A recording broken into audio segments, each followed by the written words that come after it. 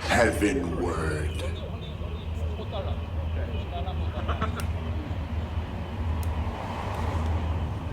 With less enthusiasm, he played on.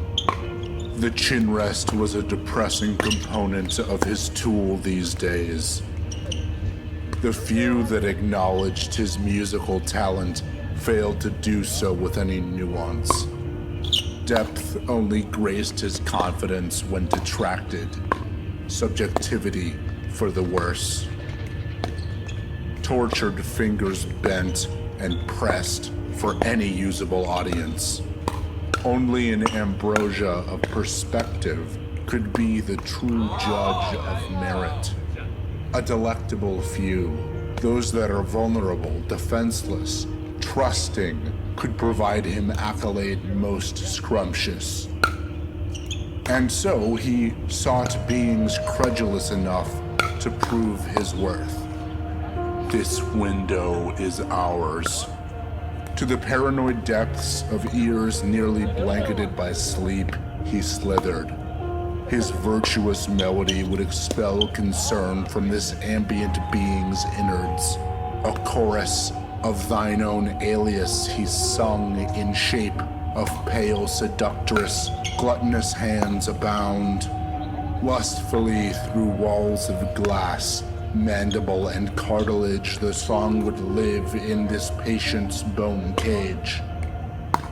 The scaffolding of the subject was converted to that of a puppet, a troubadour for his bardly exploits. This was hardly anything to rest laurels on. Marionettes are for hanging in closets, and so would this husk. A partially confirmed yet largely unfulfilled auteur could not rest simply by dulling the sleeplessness of man. He must assume the natural form. Morsel, a hunt, the thrill of the animal kingdom. A hunger for praise satiated by the feast of objectivity. So, appendages on bramblous flooring, he surveyed wooded land, varmint habitation. Not long would it take for his Malleus to encounter the faint utterances of a collection of feathered offspring. A teaspoon of quadrupedal trotting unveiled his new clergy. A fresh congregation to be blessed by his musical howl. Accordingly gratuitous were these beneficiaries to warm the vocal pipes of their pastor. To baptize the youth with lyric. He was doing a deity's work. How to breathe houses. Forthwith, course was set to the land of a singular pest, unreliant on the constructs of its superiors. An independent being he found. Deceit would be planted in the shape of limitation. A golem of the verisimilitude of maturity. Quandary would help him rupture the spirit of aberration. To the underbelly of this sordid gape, his tune would be funneled. Forcibly reminiscent of the warnings of grown-ups, individuality would be stolen and acceptance of song would be wrought. Some praise has to be taken. I drink the body electric. Should imposition lead course, conquest's freight could veer from righteous waters. Had he not composed a mast, that is, the stainlessness of this quest would be preserved in the sea of affliction. Bowed instrument beneath chin, he chimed to a sailor adrift. Not for a moment, but for a lifetime. The ever-long pursuit of persuasion. A silken life rope was cast. Give in.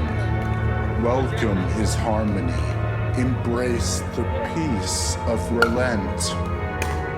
Ungrateful wench, his gift was rejected. The kidney of ignorance filtered out his courteous endowment. Luscious blaze cauterized the boar of consequence. Her char at least he could claim.